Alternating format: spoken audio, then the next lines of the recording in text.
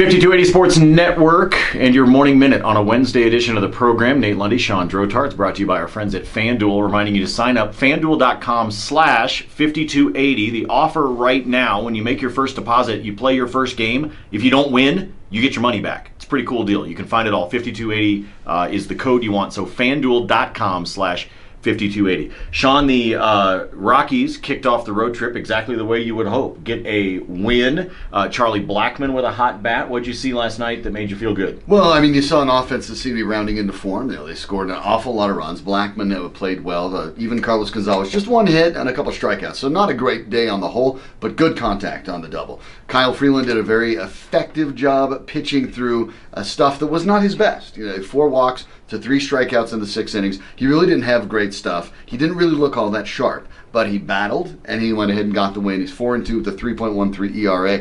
That's what you want to see when a guy makes the jump, is realize when you don't have your best stuff, how do you still win a game? Freeland went ahead and did that. The Rockies, of course, found another way to get Greg Holland to manufacture a save for him in a game that was basically something of a laugher. Come and get one out and rack up save number 17. But I suppose he probably deserves an easy one eventually.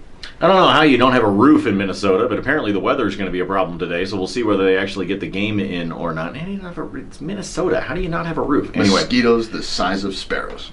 Really? Yeah, terrifying. That's a little much. They're That's some Clash of the Titans-ish right there. They pick up sheep.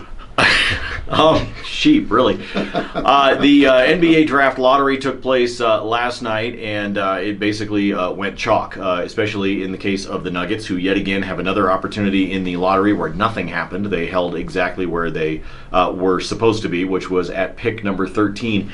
Outside of maybe a shooting guard, outside of the number 2 spot down there on the floor, there's really not a spot that the Nuggets could go if they stay with that 13th pick that would be necessarily a bad move. No, I don't think so. I think you make a very good point regarding the 2-guard spot. You have Gary Harris, who really blossomed. You have Jamal Murray, who can play that spot. You have Will Barton, who's played that spot. So it does seem like the shooting guard, unless there's some elite shooter that falls to them. I mean, Reggie Miller type shooter, and there really aren't guys like that in the draft. So I think you're right. Going away from the 2-guard is not something they need. But everything else, you can make an argument for point guard, even with the way Murray finished the season. You can certainly make an argument for center or for power forward, and you can definitely make an argument for the 3 spot, small forward, which is actually where this draft looks pretty deep, which is good because Danilo Gallinari might be playing somewhere else next year. Yeah, regardless of what happens, it is 3 spot, and the shooting forward is actually a spot that does appear to be pretty deep. Just give me somebody that can play some defense. That's what I'm looking for most importantly, and especially defense down in the paint.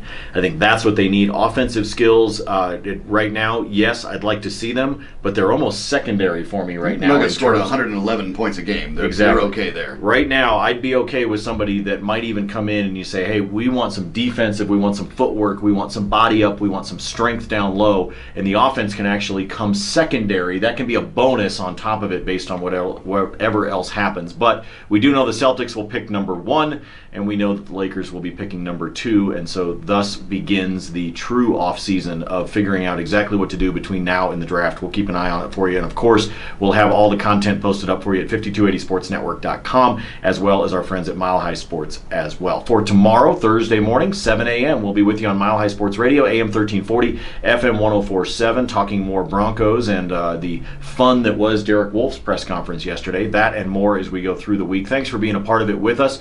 Have a great rest of your day. For Shawn, I'm Nate. We'll see you.